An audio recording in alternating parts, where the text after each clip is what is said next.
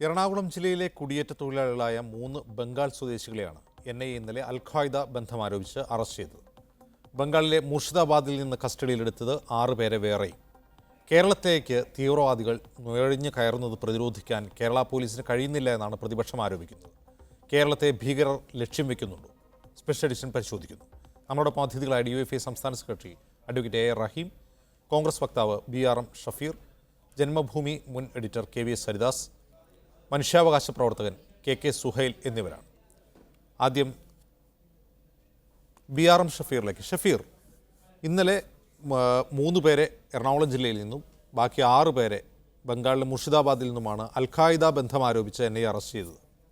സ്വാഭാവികമായും ബംഗാളിൽ നിന്നുള്ള കുടിയേറ്റ തൊഴിലാളികൾ ധാരാളമായി കേരളത്തിൽ വരുന്നൊരു സാഹചര്യത്തിൽ ഇത്തരം റാഡിക്കൽ എലമെൻസ് ഉള്ള ആളുകൾക്ക് വന്നു പോകാൻ കഴിയുന്ന ഒരിടമാണ് കേരളം. കാരണം ധാരാളമായി ഇതര സംസ്ഥാന തൊഴിലാളികൾ കേരളത്തിലേക്ക് വരുന്നുണ്ട്. പക്ഷേ ഇന്നലെ ബന്നി ബെഹ്നാൻ ഉൾപ്പെടെയുള്ള പ്രതിപക്ഷ MP-മാർ ഡൽഹിയിൽ വാർത്താസമ്മേളനം നടത്തിയപ്പോൾ പറഞ്ഞത്, ഈ തീവ്രവാദികളുടെ നുഴഞ്ഞുകയറ്റം തടയാൻ കഴിയാത്ത കേരള പോലീസ് ഞങ്ങളുടെ സമരക്കാരെ തല്ലിച്ചതയ്ക്കുന്നു എന്നാണ്. അങ്ങനെ അർത്ഥത്തിൽ കേരളം അർത്ഥത്തിലൊരു തീവ്രവാദ ഹബ്ബായി മാറുന്നുണ്ടോ നിങ്ങളുടെ അഭിപ്രായത്തിൽ?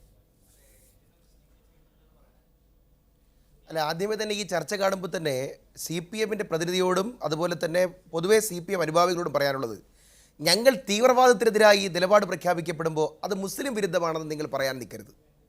ഞങ്ങൾ തീവ്രവാദികളുമായി ബന്ധപ്പെട്ട് നിൽക്കുന്നവരെ ഞങ്ങൾ കോർണർ ചെയ്യാൻ ശ്രമിക്കുമ്പോൾ അയ്യോ അത് മുസ്ലിം വിരുദ്ധമാണ് എന്നും അത് പരിശുദ്ധ ഖുർആൻ വിരുദ്ധമാണെന്നും പറയരുതെന്നുള്ള ആദ്യത്തെ അഭ്യർത്ഥന ഞാൻ ആദ്യമേ വെക്കുകയാണ്. ഇവിടുത്തെ പ്രശ്നം എന്താ? ഇവിടുത്തെ പ്രശ്നം ബംഗ്ലാദേശിൽ നിന്നും ബ്രഹ്മപുത്ര നദി കടന്ന് ബംഗാളികളാണെന്ന വ്യാജേനെ കഴിഞ്ഞ കുറേ കാലമായി 6 മാസത്തിലേറെയായി പെരുമ്പാവൂരിലെ മുടിക്കൽ പ്രദേശത്ത് വന്ന് ചില തീവ്രവാദികൾ അവിടെ താമസിച്ച് മക്കളെ പഠിപ്പിച്ച് അവിടെ ജോലി ചെയ്ത് ജീവിക്കുന്നു എന്നുള്ളതാണ് പ്രശ്നം. 6 മാസക്കാലമായി നിൽക്കുന്നു. കേരളം ഭരിക്കുന്നത് കേരളത്തിലെ ബഹുമാനായ മുഖ്യമന്ത്രി ശ്രീ പിണറായി വിജയനാണ്.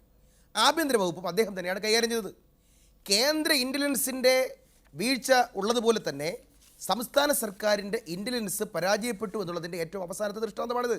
കാരണം 6 മാസമായി സ്വപ്നയും ശിവശങ്കരനും ജലീലും മന്ത്രിമാരുടെ മക്കളുടെ വ്യാപാരങ്ങളുമൊക്കെയായി കേരള രാഷ്ട്രീയത്തിൻ്റെ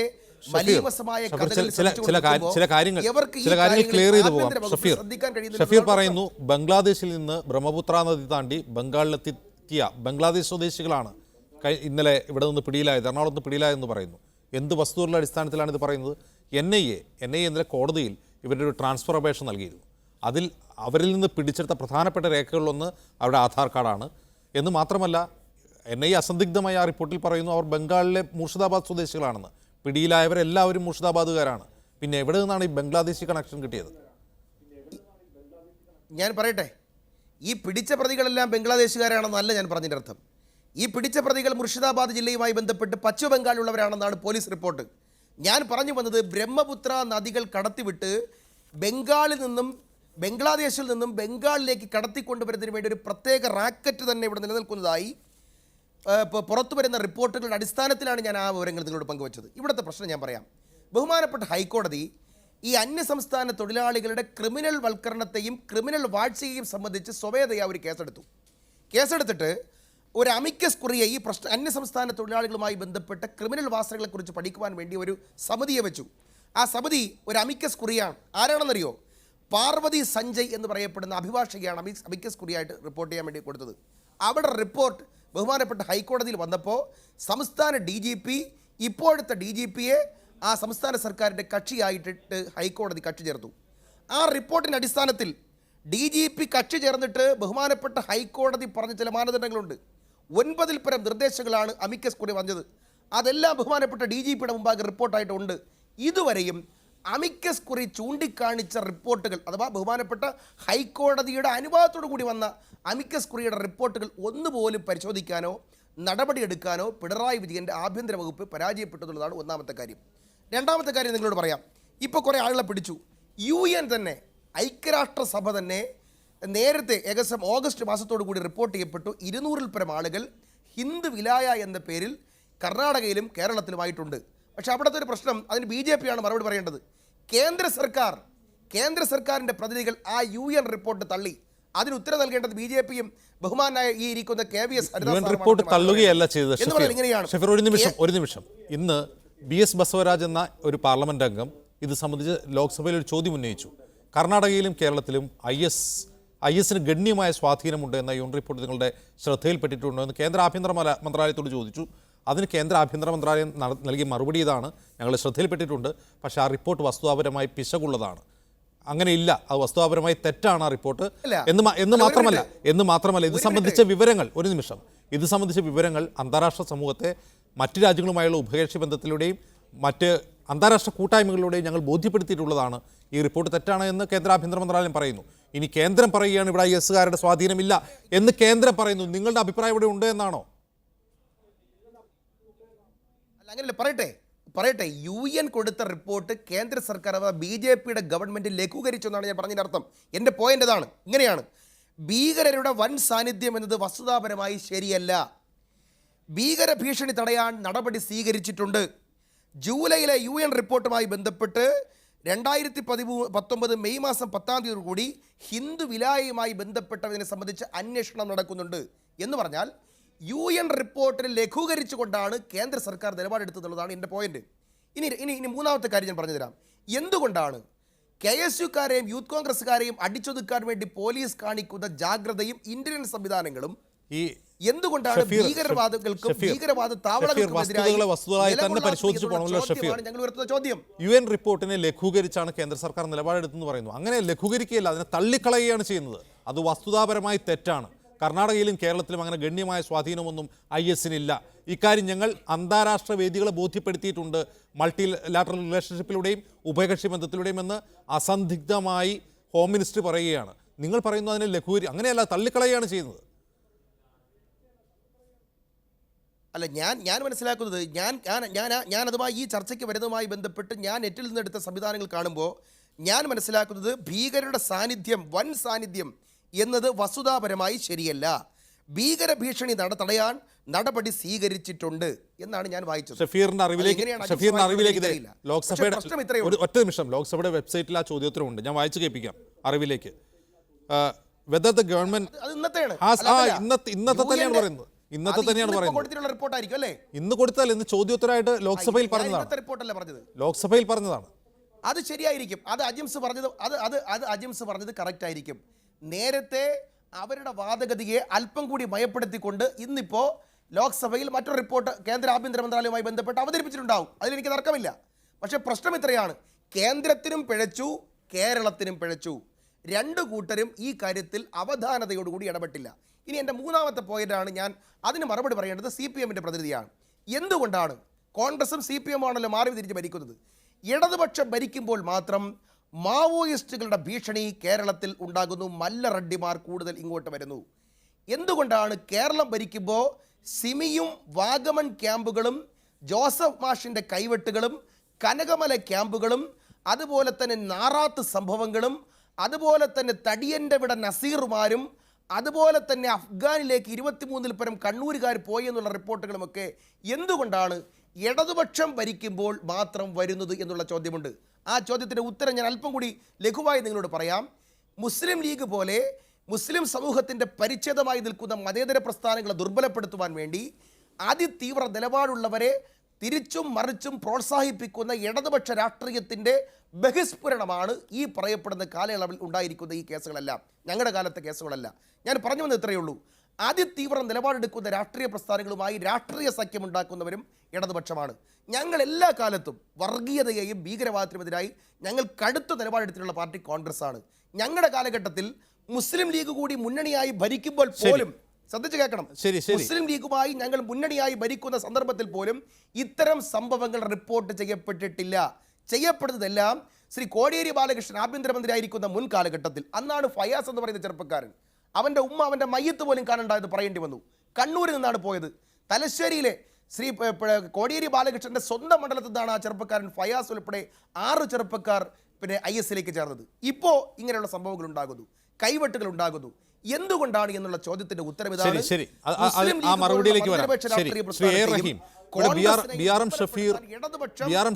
അസന്ദിഗ്ധമായി പറഞ്ഞു. 2 പ്രാവശ്യം അദ്ദേഹത്തോട് ആവർത്തിച്ച് ചോദിച്ചു. അതായത് UN റിപ്പോർട്ട് കേരളത്തിലും കർണാടകയിലും IS സ്വാധീനമുണ്ട് എന്ന UN റിപ്പോർട്ട് കേന്ദ്രം തള്ളിക്കളയാണ് ഇന്ന് ചെയ്തത്. ഒരല്പം മുമ്പാണോ, ഏതാണ്ട് 3-4 മണിക്കൂർ മുമ്പാണ് ലോക്സഭയിൽ അത് സംബന്ധിച്ച് ഉത്തരം കൊടുത്തത്. പക്ഷേ BRM ഷഫീർ അസന്ദിഗ്ധമായി പറയുന്നു ഇക്കാര്യത്തിൽ കേന്ദ്രത്തിനും കേരളത്തിനും പിശക് പറ്റിയിട്ടുണ്ട് എന്ന്. എന്താണ് നിങ്ങളുടെ മറുപടി?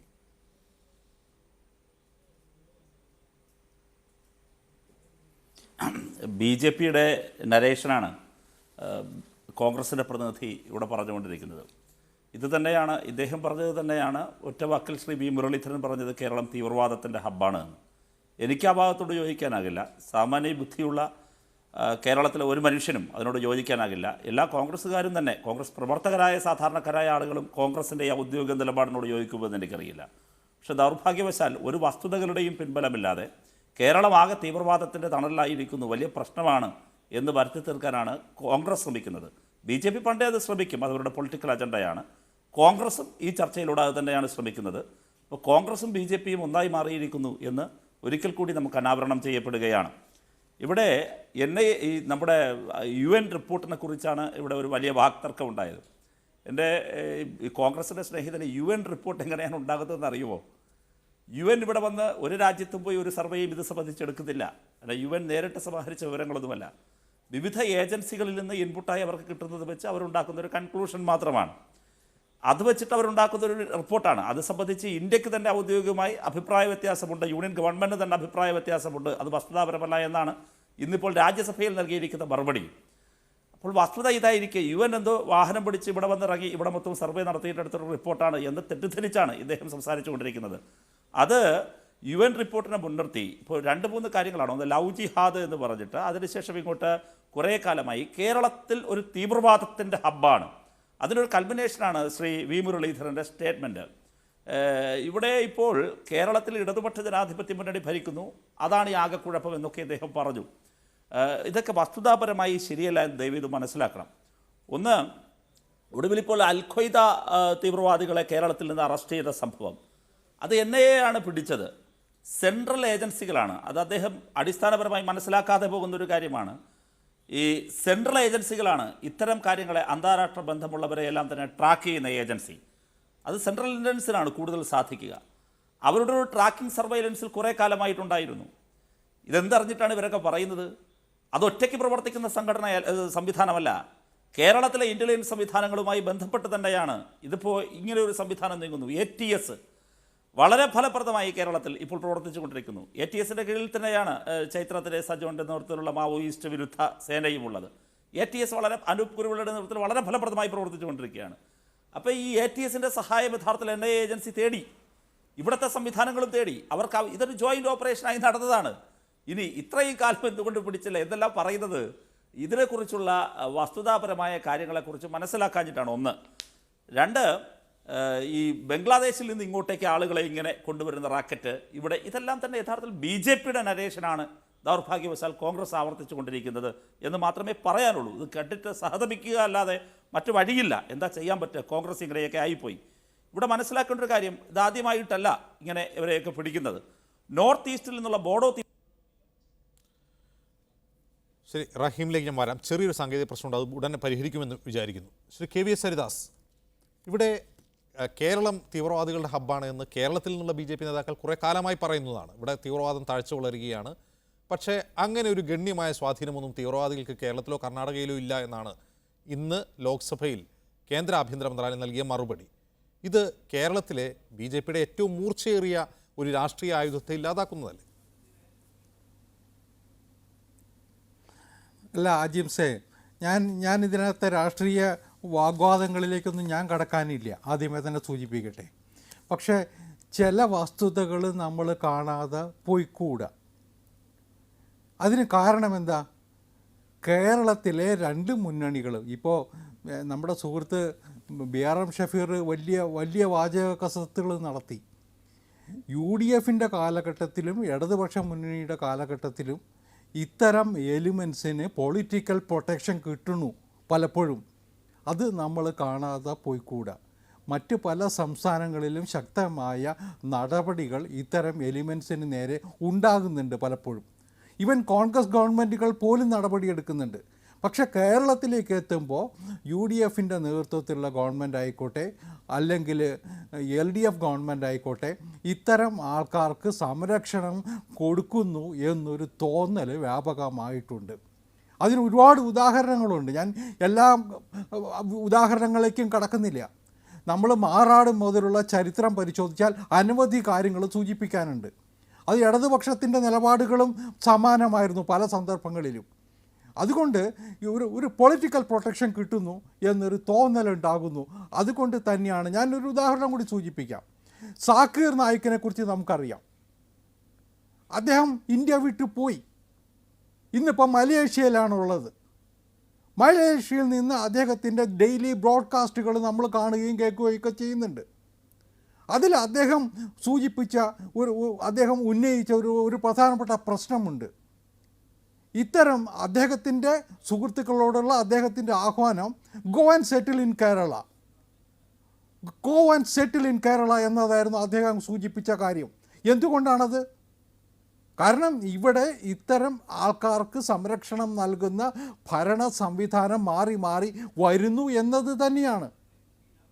ഞാൻ അതിൻ്റെ വിശദാംശങ്ങളിലേക്ക് കടക്കുന്നില്ല. പക്ഷേ നമ്മുടെ കേന്ദ്ര ഏജൻസീസ് ഇത്തരം കാര്യങ്ങളിൽ സൂക്ഷ്മമായ നിരീക്ഷണം നടത്തുന്നുണ്ട്, നടപടികൾ സ്വീകരിക്കുന്നുണ്ട്. അതിൻ്റെ ഫലമായിട്ടാണ് ഇപ്പോൾ ബംഗാളിലും കേരളത്തിലും ഈ അൽ-ഖ്വയ്ദയുമായിട്ടുള്ള ആൾക്കാരെ കുറേ പേരെ പിടികൂടാൻ കഴിഞ്ഞത്.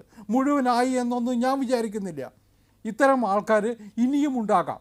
പക്ഷേ അവർക്ക് കാര്യമായിട്ട് എന്തെങ്കിലും ചെയ്യാൻ ഇന്ന് കഴിയാത്തത് സുരക്ഷിതമായ ശക്തമായ ഇൻ്റലിജൻസ് സംവിധാനം ഉള്ളത് കൊണ്ട് തന്നെയാണ്. ഇവിടെ റഹീം ഇപ്പോൾ കേരളത്തിലെ ഒറ്റ നിമിഷം താങ്കളുടെ വാദത്തിൽ ഒരു പ്രധാനപ്പെട്ട പോയിന്റ്, കേരളത്തിൽ ഈ റാഡിക്കൽ എലമെന്റ്സിന് രാഷ്ട്രീയ സംരക്ഷണം കിട്ടുന്നു എന്നാണ് പറയുന്നത്. അതുകൊണ്ട് കേരളത്തിലേക്ക് ഇത്തരം ആളുകൾ വരുന്നു. ഉദാഹരണത്തിന് ബംഗാളിൽ നിന്ന് കുടിയേറ്റ തൊഴിലാളികളായി ഇപ്പോൾ പിടിയിലായ ആളുകൾ 10 വർഷമായി പെരുമ്പാവൂരിലും അതുപോലെ പാതാളത്തുമൊക്കെ താമസിച്ചു വരുന്ന ആളുകളാണ്. കൺസ്ട്രക്ഷൻ പണികളും അതുപോലെ ഹോട്ടൽ ജോലികളും വസ്ത്രവ്യാപാര സ്ഥാപനത്തിൽ സെയിൽസ്മാനും ഒക്കെ ജോലി ചെയ്യുന്ന ആളുകളാണ്. ഇനി അവർ റാഡിക്കലൈസ് ചെയ്യപ്പെട്ട ആളുകൾ തന്നെയാണെന്നിരിക്കട്ടെ, അവർക്ക് ഏത് വിധത്തിലുള്ള സംരക്ഷണമാണ് കേരളത്തിൽ കിട്ടുന്നതെന്നാണ് താങ്കൾ പറയുന്നത്? താങ്കൾ ഉദാഹരണമായി പറയുന്ന 2 കാര്യങ്ങൾ, ഒന്ന് മാറാട് കലാപം, അതൊരു വർഗീയ കലാപമാണ്. അതൊരു റാഡിക്കലൈസേഷൻ്റെ ഭാഗമായിട്ടല്ല, 2 വിഭാഗങ്ങൾ തമ്മിലുള്ള വർഗീയ സംഘർഷത്തിൻ്റെ ഭാഗമായുള്ളൊരു കാര്യമാണ്. അതിൽ രാഷ്ട്രീയമായ പിന്തുണ ചില വിഭാഗങ്ങൾക്ക് ലഭിച്ചിട്ടുണ്ടാകും, മറുവിഭാഗത്തിനും ലഭിച്ചിട്ടുണ്ടാകും. സാക്കിർ നായിക്ക് തൻ്റെ അനുയായികളോട് കേരളത്തിലേക്ക് പോകൂ എന്ന് പറയുന്നത് അത് ഇത്തരത്തിലുള്ള റാഡിക്കലൈസേഷന് വേണ്ടിയാണെന്നാണ് താങ്കൾ കരുതുന്നത്? അജിംസെ, ഞാൻ അതിലേക്ക് വരാം. ആദ്യം മാറാടിനെ കുറിച്ച് പറഞ്ഞു. മാറാട് സംഭവം അന്വേഷിച്ച ജുഡീഷ്യൽ കമ്മീഷൻ്റെ റിപ്പോർട്ടൊന്ന് വായിച്ചു നോക്കൂ അജിംസ്. അതൊന്ന് വായിച്ചു നോക്കൂ അജിംസ്. അതിൽ ഇന്റർനാഷണൽ ലിങ്കിനെ കുറിച്ച് പോലും സൂചനയുണ്ട്. തീർച്ചയായിട്ടും അതിന് ഇന്റർനാഷണൽ ലിങ്കിനെ കുറിച്ച് പോലും CBI അന്വേഷിക്കണമെന്ന് പറഞ്ഞിരുന്നില്ലേ? ഓക്കെ, CBI അന്വേഷിക്കണം. ഞാൻ ചോദിക്കുന്നത് ഇന്റർനാഷണൽ ലിങ്ക് എന്ന് പറഞ്ഞാൽ ടെററിസ്റ്റ് ലിങ്കോ റാഡിക്കൽ ലിങ്കോ ആവണമെന്നുണ്ടോ എന്നാണ് ചോദ്യം. ഞാൻ ചോദിച്ചത് CBI അന്വേഷിക്കണം എന്ന് അന്ന് പറയുമ്പോൾ അതിനൊരു ഭീകരവാദ ബന്ധമുണ്ടായിരുന്നു എന്നുള്ള സൂചന തന്നെയാണ്. അതുപോലെ തന്നെ ബേപ്പൂർ ഇതിനോടനുബന്ധിച്ച് തന്നെ കാണേണ്ടതാണ്. ആ ബോട്ട് കത്തിയ സംഭവം, അതിലൊരു ഹൈക്കോടതി ജഡ്ജിമെൻ്റ് ഉണ്ട്, ഒന്ന് വായിച്ചു നോക്കേണ്ടതാണ്. ഞാൻ അതിൻ്റെ വിശദാംശങ്ങളിലേക്ക് പോകുന്നില്ല. അത് ചർച്ചയാണെങ്കിൽ തന്നെ ഒരു ദിവസം വേണ്ടി വരും. ഞാൻ ചില സൂചനകൾ നൽകിയെന്ന് മാത്രം. പക്ഷേ ഞാനൊരു ഉദാഹരണം കൂടി പറയാം. ഇപ്പോൾ മാവോയിസ്റ്റുകളെക്കുറിച്ച് നേരത്തെ ഷെഫീർ സൂചിപ്പിച്ചു. എന്തുകൊണ്ടാണ് മാവോയിസ്റ്റുകൾ കേരളത്തിലേക്ക് വരുന്നത്? തൊട്ടടുത്തുള്ള തമിഴ്നാടും കർണാടകവും ആന്ധ്രയും ഒക്കെ ഇത്തരം എക്സ്ട്രീമിസ്റ്റ് എലിമെൻസിന് നേരെയുള്ള നടപടികൾ ശക്തമാക്കിയപ്പോൾ നിക്കക്കള്ളിയില്ലാതായപ്പോഴാണ് അവർ കേരളത്തിലേക്ക് വന്നത്. ഇവിടെ കേരളത്തിൽ പിണറായി വിജയൻ ഗവൺമെൻറ് മാവോയിസ്റ്റുകൾക്കെതിരായിട്ട് ശക്തമായ നിലപാടെടുത്തു. നിലമ്പൂരെയും പാലക്കാട്ടെയും ഒക്കെ സംഭവം നമ്മുടെ മുമ്പിലുണ്ട്. അത്തരം ശക്തമായ നിലപാടെടുക്കാൻ ഇത്തരം എക്സ്ട്രീമിസ്റ്റ് എലിമെൻസിനോട് സ്വീകരിക്കാൻ പിണറായി ഗവൺമെൻറ് തയ്യാറായോ? ഇല്ല എന്നതാണ് നമ്മുടെ മുമ്പിലുള്ള സാക്ഷ്യപത്രം. ഞാൻ അതേ സൂചിപ്പിച്ചുള്ളൂ. ശരി. പിന്നെ നേരത്തെ നമ്മുടെ DYFIയുടെ സുഹൃത്ത് സൂചിപ്പിച്ചല്ലോ, റഹീം സൂചിപ്പിച്ചല്ലോ, കേരള പോലീസുമായിട്ട് ചേർന്നിട്ടാണ് NIA ഈ ഓപ്പറേഷൻ നടത്തിയതെന്ന്. ഇന്നലെ ഞാൻ ഈ കാര്യം വേറൊരു ചാനലിൽ ഉന്നയിച്ചിരുന്നു. ഈ കാര്യം രാത്രി 9 മണിക്ക് 9 മണിക്ക് ശേഷം നമ്മുടെ കേരളത്തിലെ പോലീസ് ചീഫിൻ്റെ ട്വീറ്റ് വന്നിട്ടുണ്ട്. ഇങ്ങനെ ഒരു കോഓപ്പറേഷൻ ഉണ്ടായിരുന്നു എന്ന് പറഞ്ഞിട്ട്, സഹകരണം ഉണ്ടായിരുന്നു, ഞങ്ങൾ ഒന്നിച്ചാണ് ചെയ്തതെന്ന്. ഇത് ഈ ഒന്നിച്ച് ചെയ്യുന്നത് എങ്ങനെയാണ്? നമ്മൾ സാധാരണ പോലീസുകാർ ഉപയോഗിക്കുന്ന ഒരു ഭാഷയുണ്ട്, ലോജിസ്റ്റിക് സപ്പോർട്ട് എന്ന്. NIA റെയ്ഡിന് പോകുന്ന സമയത്ത് കൂടെ ചെല്ലാൻ പോലീസിൻ്റെ സഹായം തേടാറുണ്ട്. കാരണം NIAയുടെ സംഘടനാ ശേഷി പരിമിതമാണ്. അത്തരം സന്ദർഭങ്ങളിൽ പോലീസിൻ്റെ സഹായം തേടാറുണ്ട്. അതാണ് ഇന്നലെ മിനിയാന്ന് രാത്രി ഉണ്ടായിട്ടുള്ളത്. കാരണം കേരള പോലീസിൻ്റെ സംഘങ്ങളെ കൂടി കൂട്ടിക്കൊണ്ടാണ് NIA പോയത്. അതിനർത്ഥം എനിക്ക് തോന്നണില്ല ഈ ഒരു ഓപ്പറേഷനിൽ കേരള പോലീസിന് എന്തെങ്കിലും കാര്യമായ റോൾ ഉണ്ടായിരുന്നു എന്ന്. കാരണം ഇത് കേരളത്തിൽ മാത്രമല്ല, ഇത് ബംഗാളിലും കൊച്ചിയിലും നടന്നിട്ടുള്ള ഒരു ഓപ്പറേഷൻ. RM ഷഫീറും KV സരിദാസും യോജിക്കുന്ന ഒരു പോയിന്റ് എന്ന് പറയുന്നത് കേരളത്തിൽ ഇത്തരം എലമെന്റുകൾക്ക് രാഷ്ട്രീയ സംരക്ഷണം കിട്ടുന്നു എന്നാണ്. താങ്കൾ പറഞ്ഞു ഒന്ന് പൂർത്തിയാക്കിയാൽ.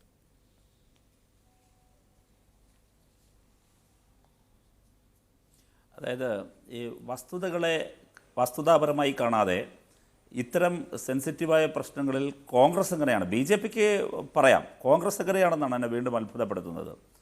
ഇപ്പോൾ എന്താണ് ഇതിൻ്റെ വസ്തുത? കേരളം അങ്ങനെ തീവ്രവാദത്തിൻ്റെ എലമെൻ്റായോ? ഇല്ല. കേരളത്തിൻ്റെ ജനസംഖ്യയിലെ ഒരു വലിയ വിഭാഗമാണ് മുസ്ലിം ജനവിഭാഗം. ആ ജനവിഭാഗത്തിലെ ഒരു മൈക്രോ മൈനോറിറ്റിയിലും താഴെ നിൽക്കുന്നൊരു വിഭാഗമാണ് ഇത്തരത്തിലുള്ള റാഡിക്കലൈസേഷന് വിധേയമായിട്ടുള്ളവർ. അത് മനസ്സിലാക്കണം. ഇപ്പോൾ ഇവിടെ സൂചിപ്പിക്കപ്പെട്ടു, ഇപ്പോൾ ഞങ്ങൾക്കെതിരെ ഒരു ആരോപണം ഉന്നയിച്ചു, ഇത്തരത്തിലുള്ള എലമെൻറ്റുകളെ ആരാണ് സഹായിക്കുന്നത് എന്ന്. നോക്കൂ, നമുക്ക് IS പോയവരുടെ ഒരു പട്ടിക എടുത്ത് പരിശോധിച്ചാൽ അതിലെ ഒരു വിഭാഗം ഇവിടെ പറഞ്ഞല്ലോ, അതിനെ രണ്ടായി പറഞ്ഞാൽ, ഒന്ന് നമ്മുടെ റാഷിദ് അബ്ദുള്ളയുടെ നേതൃത്വത്തിൽ കാസർഗോഡ് നിന്നും പോയൊരു സംഘം, അദ്ദേഹത്തിൻ്റെ അതാണ് ഒരു ക്ലസ്റ്റർ എന്ന് വേണമെങ്കിൽ പറയാം. മറുഭാഗം, ഞാൻ അതിലേക്കല്ല, അത് ഏത് വിഭാഗമാണ്? 2 വിഭാഗത്തിൽ നിന്നാണ് പോയെന്ന് കാണാൻ കഴിയും. ഒന്ന് തീവ്ര സലഫിസ്റ്റുകളാണ്. ഞാൻ ഈ ആദ്യം പറഞ്ഞത് ഈ തീവ്ര സലഫി വിഭാഗമാണ്. തീവ്ര സലഫി വിഭാഗം എന്ന് പറയുമ്പോൾ സലഫി വിഭാഗത്തിൽ തന്നെ വളരെ ശരിയാം വിധം പ്രവർത്തിക്കുന്ന നിരവധി സംഘടനകൾ ഇവിടെയുണ്ട്. അവർക്ക് ഇതിനോട് യോജിപ്പില്ല. തീവ്ര സലഫി വിഭാഗമാണ്. രണ്ടാമത് പോയത് ഡയറക്റ്റ്ലി പറഞ്ഞാൽ പോപ്പുലർ ഫ്രണ്ടുമായി ബന്ധപ്പെട്ട് നിൽക്കുന്നവർ പോയിട്ടുണ്ട്. ഈ രണ്ടാമത് പറഞ്ഞവരെ കൃത്യമായി പറയാൻ കഴിയും, ഇഖ്വാനികൾ എന്ന് വേണമെങ്കിൽ പറയാം. മുസ്ലിം ബ്രദർഹുഡിൻ്റെ ഒരു ചരിത്രവുമായി ഇങ്ങോട്ടേക്ക് വന്നാൽ ബന്ധപ്പെട്ട് നിൽക്കുന്ന ഇഖ്വാനി ഗ്രൂപ്പ് എന്ന് പറയാം. ഇവരാണ് പോയത്. ഇവരെന്താ പോകാൻ കാരണം?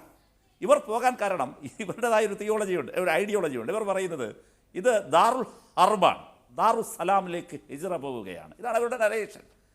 ഇതാണ് ഇതിൻ്റെ ബേസിക്. ഇതിലേക്ക് പോയത് എത്ര പേരാണ്? കേരളത്തിലെ മുസ്ലിം ജനസംഖ്യ എത്രയാണ്? ആകെ നോക്കിയാൽ 100-ന് ചുവടെയാണ്, അല്ലെങ്കിൽ 100ഓളം പേർ, അറൗണ്ട് 100. കേട്ടോ കോൺഗ്രസിൻ്റെ വക്താവേ, അതാണ് ഇതിൻ്റെ ചരിത്രം. ഇനി പോയവർ ആരൊക്കെയാണ്? നിങ്ങൾ പറഞ്ഞു. ഈ കണ്ണൂർ കേന്ദ്രീകരിച്ച് പോയവരുടെ പേരുകൾ ഞാൻ വായിക്കാം. ഒന്ന് VK ഷാജഹാൻ, പോപ്പുലർ ഫ്രണ്ടിൻ്റെ നേതാവാണ്, കുടുംബസമേതം പോയി. 2 അബ്ദുൽ മനാഫ്, ആരെന്നറിയുമോ? കോൺഗ്രസിൻ്റെ പ്രതിനിധിക്ക്.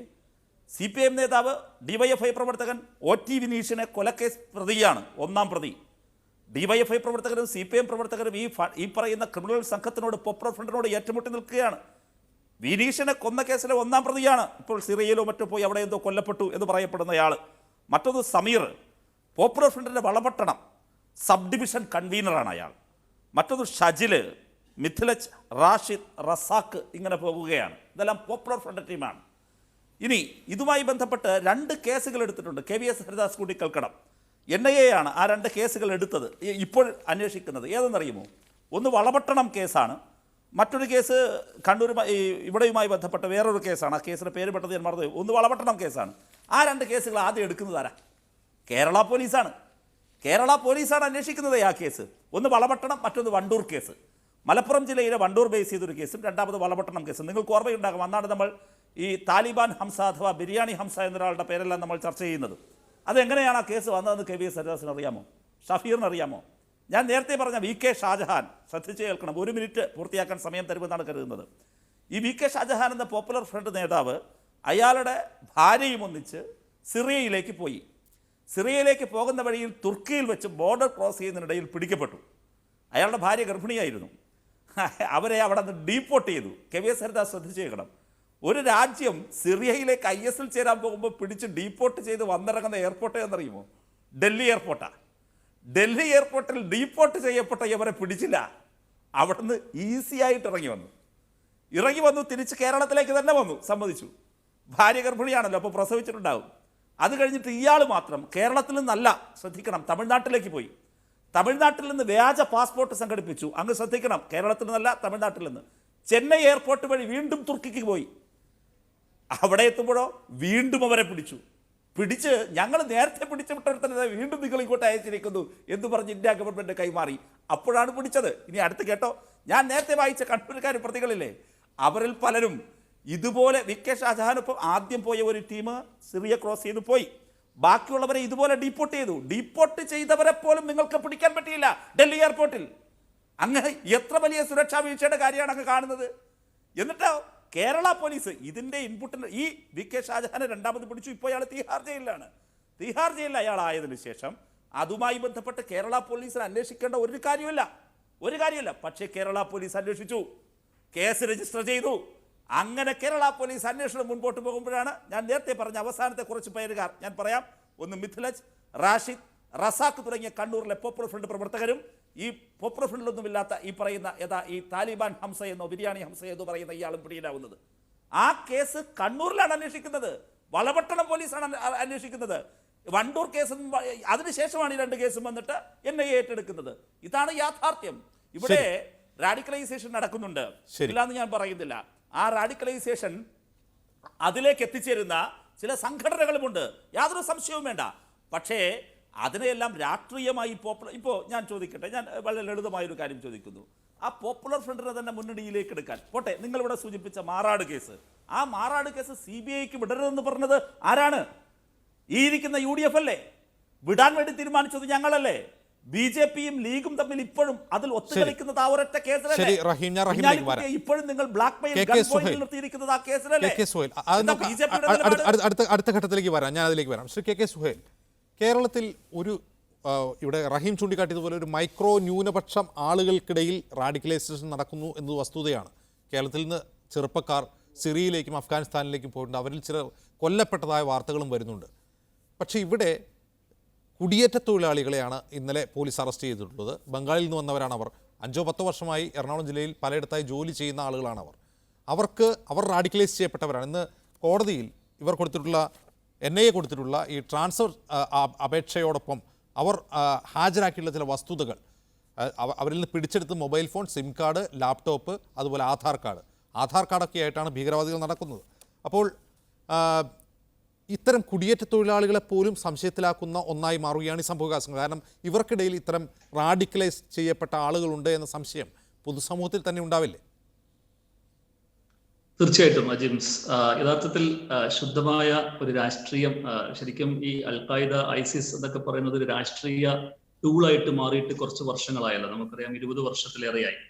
ഇപ്പോൾ ആദ്യമായിട്ട് ഞാൻ പറയാൻ ആഗ്രഹിക്കുന്നു, ഇവിടെ സംസാരത്തിൽ ഈ ഡിബേറ്റിൽ പങ്കെടുത്തുകൊണ്ട് സംസാരിക്കുന്ന ആളുകളെല്ലാം തന്നെ, എനിക്ക് വ്യക്തിപരമായിട്ട് ആരെയും അറിയില്ല, വ്യക്തിപരമായിട്ടുള്ള ടാർഗറ്റ് അല്ല, മറിച്ച് വസ്തുതാ വിരുദ്ധതയാണ് എല്ലാവരും പറഞ്ഞുകൊണ്ടിരിക്കുന്നത്. കോൺഗ്രസിന്റെ പ്രതിനിധി പറയുകയുണ്ടായി ഇത് പുറത്തു നിന്ന് വന്ന ആളുകളാണെന്ന്. അത് ബംഗ്ലാദേശിൽ നിന്ന് വന്ന തീവ്രവാദികൾ എന്നൊക്കെയാണ് അദ്ദേഹം തട്ടിവിട്ടത്. അതേസമയം മുഷറഫ് ഹുസൈൻ നമുക്കറിയാം, പിന്നെ ജാലങ്കി പോലീസ് സ്റ്റേഷൻ എന്ന് പറയുന്ന സൗത്ത് മുർഷിദാബാദിലുള്ള ആളാണ്. അദ്ദേഹത്തിന് അനുജനാണ് അത്താറുർ റഹ്മാൻ. അതുപോലെ തന്നെ അദ്ദേഹത്തിന്റെ കൂടെ അറസ്റ്റ് ചെയ്യപ്പെട്ട മുർഷിദ് ഹസൻ റാണിനഗർ പോലീസ് സ്റ്റേഷനാണ്, ജാലങ്കി പോലീസ് സ്റ്റേഷൻ, ഡോംകാൽ പോലീസ് സ്റ്റേഷൻ. ഈ 3 പോലീസ് സ്റ്റേഷൻ പരിധിയിലുള്ള സൗത്ത് മുർഷിദാബാദിലുള്ള യുവാക്കളാണ് ഇവർ എന്നാണ് നമുക്ക് പ്രാഥമികമായി കിട്ടുന്ന വിവരം, ഒന്നാമതായിട്ട്. രണ്ടാമതായിട്ട് നമ്മുടെ എല്ലാവരും UN റിപ്പോർട്ടിനെ ആവർത്തിച്ച് പറയുകയുണ്ടായി. ഈ UN റിപ്പോർട്ട് വായിച്ചിട്ടുണ്ടോ എന്ന് എനിക്ക് സംശയമാണ്. ഈ പറയുന്ന ആളുകളൊക്കെ UN റിപ്പോർട്ട് പേജ് 24 മറിച്ച് നോക്കുക. ഇതേ UN റിപ്പോർട്ട് പേജ് 24 പറയുന്നത്, അതിലാണ് ഈ പറയുന്ന ഇന്ത്യയുടെ കേരളത്തിനകത്ത് എന്തോ ഒരു ഭീകരവാദ പ്രവർത്തനമുണ്ട് എന്ന രീതിയിൽ പത്രങ്ങൾ റിപ്പോർട്ട് ചെയ്യപ്പെട്ട പരാമർശമുള്ളത്. അത് പറയുന്നത് മെമ്പർ സ്റ്റേറ്റ് ആയിട്ടുള്ള ഇന്ത്യ തന്നെ കൊടുത്തിട്ടുള്ള വിവരം കോട്ടിയാണ് അതിൽ ചെയ്യുന്നത്. എന്ന് പറഞ്ഞാൽ ഇന്ത്യയിലെ ഈ NIA, IB, അതുപോലെ ഇന്റലിജൻസ് ആൻഡ് സെക്യൂരിറ്റി അപ്പാരറ്റസ് നൽകിയിട്ടുള്ള വിവരം തന്നെയാണ് UN അവരെ ഉദ്ധരിച്ചുകൊണ്ട് പേജ് 24 പറയുന്നത് നിങ്ങൾ കാണാൻ സാധിക്കും. അപ്പൊ വസ്തുത ശരിക്കും നേർക്കുനേർ. അതുപോലെ തന്നെ ഇപ്പൊ ഏറ്റവും അവസാനം CPM-ന്റെ പ്രതിനിധി പറയുകയുണ്ടായി, ഇഖ്വാൻ ധാരയിൽപ്പെട്ട ആള് എന്ന്. ISIS-നെ കുറിച്ച് ആഴത്തിൽ നിങ്ങൾ പഠിക്കുമ്പോൾ കാണാൻ സാധിക്കും, ISIS എന്ന് പറയുന്നത് ഇഖ്വാനുൽ മുസ്ലിമുനുമായിട്ടല്ല അതിന് ബന്ധം.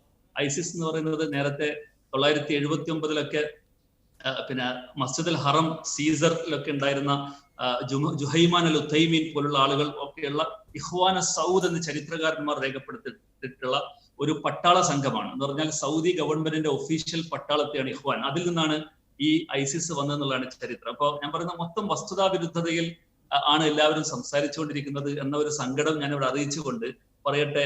ഈ കൂലി തൊഴിലാളികളായ, എന്ന് പറഞ്ഞാൽ പൊറോട്ട അടിക്കുന്ന, അതുപോലെ കോൺക്രീറ്റ് പണിക്കാരായിട്ടുള്ള, കൽപ്പണിക്കാരായിട്ടുട്ടുള്ള ഈ കുട്ടികൾ ഐസിസിന് വേണ്ടിയിട്ടും അൽഖായിദക്ക് വേണ്ടിയിട്ടാണെന്ന് പറയുന്നു. അവർക്ക് പൈസ സ്വരൂപിക്കുന്ന ആളുകളാണെന്നാണ്. ഈ പൊറോട്ട ചുട്ടിട്ട് ദിവസം 100 രൂപയും 200 രൂപയും കൂലി വാങ്ങുന്ന ഈ കുട്ടികൾ അൽഖായിദക്ക് ഫണ്ട് ഉണ്ടാക്കുന്ന ആളുകളാണെന്നാണ് പറയുന്നത്. പക്ഷെ നിങ്ങൾക്ക് കാണാൻ സാധിക്കും, ഐസിസ് എന്ന് പറയുന്നത് ഓൾറെഡി, അൽഖായിദ എന്നത് ഓൾറെഡി മാർക്കറ്റിൽ നിന്ന് ഔട്ടായ ഒരു കാര്യമാണ്. അൽഖായിദയുടെ നേതാവായിട്ടുള്ള ഉസാമ ബിൻ ലാദനോ, അദ്ദേഹം ഒരു ഒരു പ്രേതമായിട്ട് മാറി, ഒരു ഭൂതമായിട്ട് മാറിക്കഴിഞ്ഞിരിക്കുന്നു. ഇപ്പൊ ലേറ്റസ്റ്റ് വേർഷൻ ഐസിസ് ഉണ്ടായിരിക്കും. എന്തിനാണ് മുർഷിദാബാദിലുള്ള ഈ കുട്ടികൾ അങ്ങോട്ടേക്ക് പോയതെന്ന് നമുക്ക് മനസ്സിലാവുന്നില്ല. ആനന്ദ് ബസാർ പത്രികയിൽ എന്ത് പറഞ്ഞു? അവരെ സീസർ കിട്ടി, സ്മാർട്ട് ഫോൺ കിട്ടി. അൽഖ്വയ്ദ ഇൻ ഇന്ത്യൻ പെനിൻസുല അല്ലെങ്കിൽ ഇന്ത്യൻ സബ് കോണ്ടിനെന്റ് എന്ന് പറയുന്ന ഒരു സംഘടന ഉള്ളതായിട്ട് ഇന്റലിജൻസ് ഏജൻസികൾ പലപ്പോഴും ആവർത്തിച്ച് പറയാറുണ്ട്, കോടതികളിൽ പോലും കോട്ട് ചെയ്തിട്ടുണ്ട്. തീർച്ചയായിട്ടും ഞാൻ ഇല്ല എന്ന് പറയുന്നില്ല. അതായത് അൽഖായിദ എന്ന് പറയുന്ന ആശയം നിലനിൽക്കുന്നുണ്ട്. അത് മുസ്ലിം സമുദായവും മനസ്സിലാക്കേണ്ടതാണ്. ഇങ്ങനെ ഒരു ആശയം നിലനിൽക്കുന്നുണ്ട്. മുസ്ലിം സമുദായം നമുക്കറിയാം ഇങ്ങനെയുള്ള തീവ്ര വാദപരമായ ചിന്താഗതിയെ പൂർണ്ണമായിട്ടും കണ്ടം ചെയ്യുകയും അത് ഇസ്ലാമിക വിരുദ്ധമാണെന്നും ഇസ്ലാമിക വിരുദ്ധ ചേരി മുസ്ലിം സമുദായത്തെ കരുവാക്കാൻ വേണ്ടി അവർ തന്നെ നിർമ്മിച്ചെടുത്തതാണെന്നും വിശ്വസിക്കുന്ന സമുദായമാണ് ഒരു ഭാഗത്തുള്ളത്. മുസ്ലിം സമുദായം ഒന്നടങ്കം, ഇന്ത്യയിൽ ലോക മുസ്ലിം സമൂഹം ഒന്നടങ്കം അതിനെ ഡിസോൺ ചെയ്യുകയും അത് ഇസ്ലാമിക വിരുദ്ധമാണെന്ന് പറയുകയും ചെയ്തു. പക്ഷേ നിങ്ങൾ കാണണം, കഴിഞ്ഞ 20 വർഷമായിട്ട് ഇതൊരു ഡൈവേർഷണറി ടാക്ടിക്സ് ആയിട്ട് തീവ്രവാദത്തെ ഉപയോഗിക്കുകയാണ്.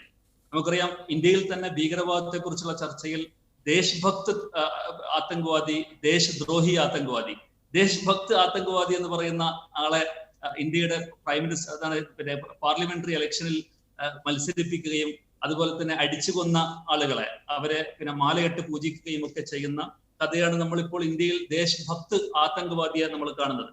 അപ്പോ ഇങ്ങനെ പിന്നെ ഒന്ന് പൊളിറ്റിക്കലി ഉപയോഗിക്കുകയാണ് ഈ അൽഖായിദയും ഐസിസിനെയും കാണാൻ സാധിക്കും. ഇപ്പോൾ ഇന്നലെ ബി മുരളീധരൻ എന്ന് പറയുന്ന BJP നേതാവ് ഗോൾഡ് സ്കാമിൽ, നമ്മുടെ സ്വർണവുമായിട്ട് ബന്ധപ്പെട്ടിട്ടുള്ള കേസിൽ പേര് പറയപ്പെട്ട ഉടനെയാണ് ഇങ്ങനെ ഒരു അൽഖായിദ രംഗപ്രവേശനം ചെയ്യുന്നത്. അതുപോലെ തന്നെ വെസ്റ്റ് ബംഗാളിൽ 2021 ഏപ്രിൽ മെയ് മാസങ്ങളിൽ സ്റ്റേറ്റ് ഇലക്ഷൻ നടക്കാൻ പോവാണ്. ആ സമയത്താണ് പിന്നെ ഇങ്ങനെ പെട്ടെന്ന് ഒരു അൽഖായിദ പുറപ്പെടുന്നത്. നമുക്കറിയാം, ഇതിൽ കുറച്ച് വർഷങ്ങൾക്ക് മുമ്പ് 2014, കുറച്ച് മുമ്പ് തന്നെ തുടങ്ങിയിട്ടുണ്ട് ഈ കഥകളൊക്കെ. 2014 മോദി സർക്കാർ അധികാരത്തിൽ വന്ന ഉടനെ തന്നെ പിന്നെ ഖാഗഡാഗഡ് എന്ന് പറയുന്ന ബർദ്വാനിൽ ഒരു ബ്ലാസ്റ്റ് നടക്കുകയുണ്ടായി.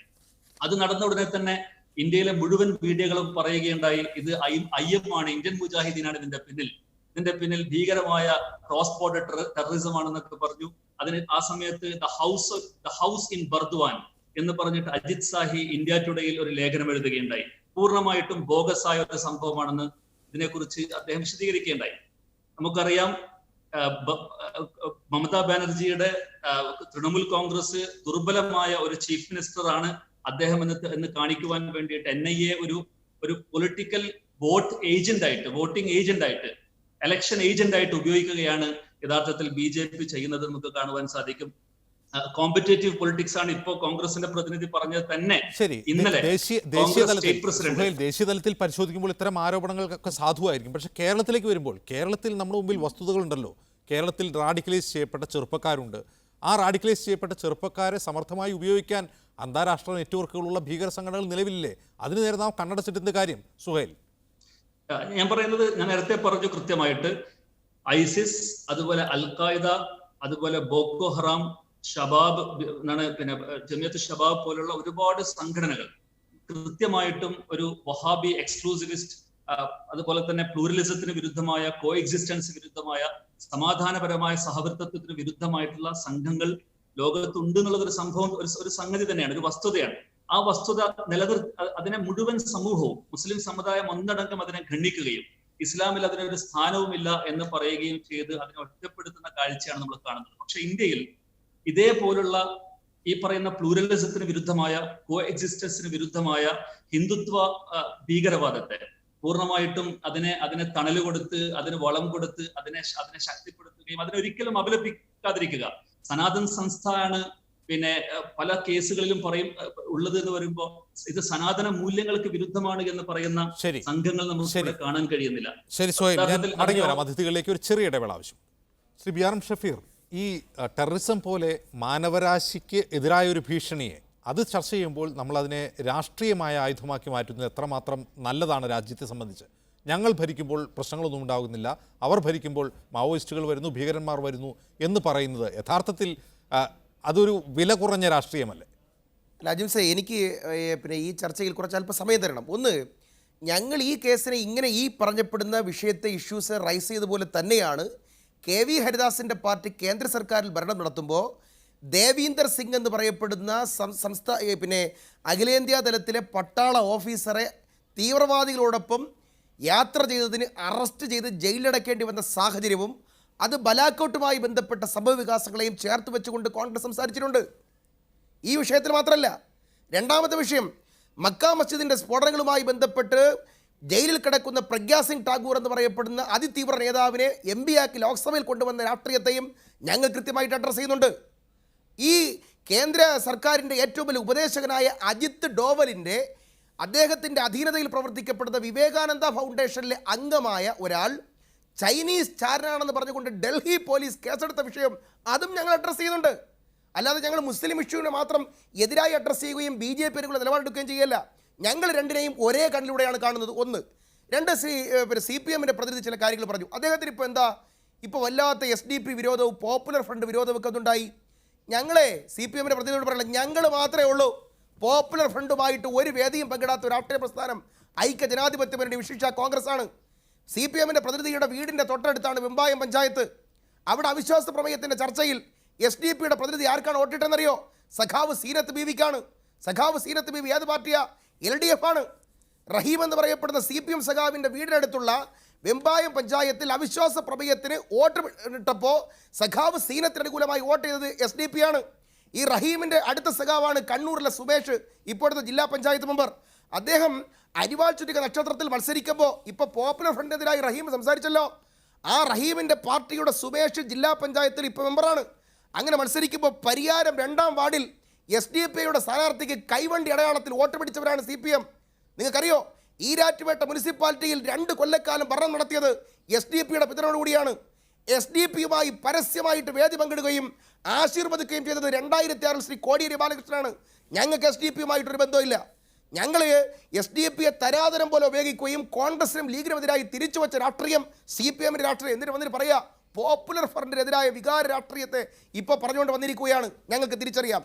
ഇനി ഒരു കാര്യം, ഇപ്പോൾ ഇദ്ദേഹത്തിൻ്റെ ചർച്ചയിലുടനീളം അദ്ദേഹം വരുത്താൻ ശ്രമിച്ചത് എന്താണെന്ന് അറിയുമോ അജിംസേ? അദ്ദേഹം വരുത്താൻ ശ്രമിച്ചത് കോൺഗ്രസ് പ്രോ എഗെയിൻസ്റ്റ് മുസ്ലിമാണ്, ഞങ്ങളാണ് കേരളത്തിലെ മുസ്ലിം സംരക്ഷകർ എന്ന് വരുത്താനാണ് ശ്രമിച്ചത്. അദ്ദേഹത്തിൻ്റെ അറിവിലേക്ക് പറയാൻ ആഗ്രഹിക്കുകയാണ്, അമിത്ഷാ അല്ലെങ്കിൽ നരേന്ദ്രമോദി കൊറോണ കാലത്ത് ലൈറ്റ് അണയ്ക്കണമെന്ന് പറഞ്ഞപ്പോൾ ലൈറ്റ് അണച്ചത് ക്ലിഫ് ഹൗസിലാണ്, കന്റോൺമെൻറ്റ് ഹൗസിലല്ല. AKG സെൻറ്ററിലാണ്, ഇന്ദിരാഭവനിലല്ല. മാത്രമല്ല, നിങ്ങൾക്കറിയോ UAP പന്തീരാവുകാവ് കേസ് 2 CPM സഖാക്കന്മാർ, റഹീമിൻ്റെ പാർട്ടിയിലെ DYFIയിലെ മെമ്പർമാർ അലനും താഹയും പരമ്പരാഗതമായി കമ്മ്യൂണിസ്റ്റുകൾ, അവരെങ്ങനെയാണ് മാവോയിസ്റ്റ് ആയത്? അവർക്കെതിരായിട്ട് എങ്ങനെയാണ് UAPയുടെ നിലപാട് നിങ്ങൾക്ക് മാറിയത്?